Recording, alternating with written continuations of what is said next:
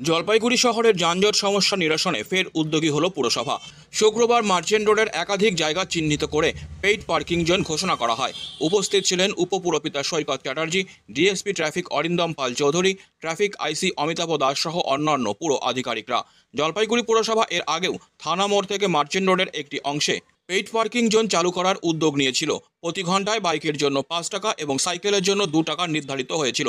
তবে বিতর্ক ওঠায় 6 জানুয়ারি বৈঠকে সিদ্ধান্ত নেওয়া হয় পরিকল্পনা পুনরায় খতিয়ে দেখা হবে। শুক্রবার শহরের বিভিন্ন ফাঁকা জায়গা চিহ্নিত করে পেইড পার্কিং জোন গঠন করা হয়।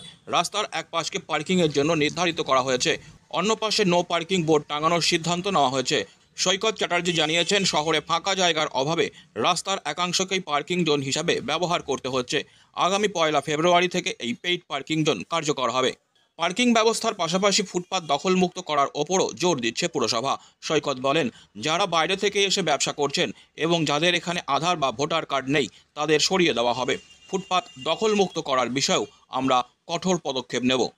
দেখুন, সারা শহরের মধ্যে এই মুহূর্তে আমরা মার্চেন্ট রোডে রয়েছি। থানা মোড়ে আমরা এলাকার মানুষকে পার্কিং জোনটাকে কোন জায়গাটা হবে সেটা আমরা মার্ক করে দিলাম। IC Kotwali, IC traffic, DSP traffic সাথে রয়েছেন, পৌরসভার আধিকারিকরা আমার সাথে রয়েছেন এবং এখানে আমরা মার্কিং করছি এপার ওপার। দেখুন, শহরটাকে আপনাকে যানজট মুক্ত করতে হবে। তার জন্য শিলিগুড়ি থেকে শুরু করে সমস্ত ভালো শহরে আপনি দেখবেন যে পার্কিং স্লট আছে, পেইড পার্কিং। আর আমাদের পার্কিংয়ের মূল্য খুব নগণ্য। মোটর সাইকেলের ক্ষেত্রে 5 টাকা, সাইকেলের ক্ষেত্রে 2 টাকা, তাও আওয়ারলি। এবং সেই জন্য আমরা সবাই এখন প্লেস আইডেন্টিফাই করছি।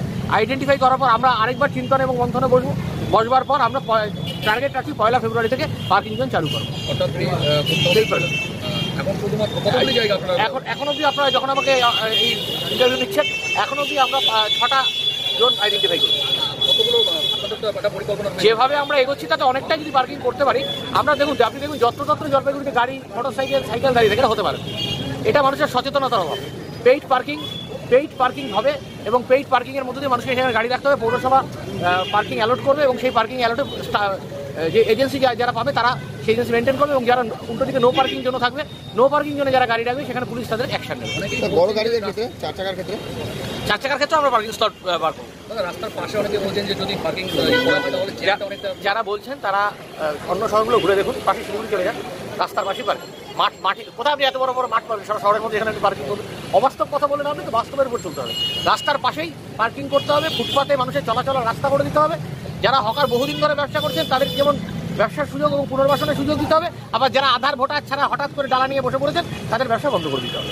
এই উদ্যোগকে শহরের যানজট এবং পার্কিং সমস্যা নিরসনের জন্য গুরুত্বপূর্ণ বলে মনে করছেন অনেকে।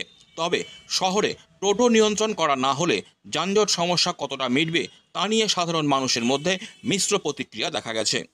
পুরসভার এই পদক্ষেপ শহরের যানবাহন ব্যবস্থাকে কতটা শৃঙ্খলিত করতে পারবে তা সময়ই বলবে।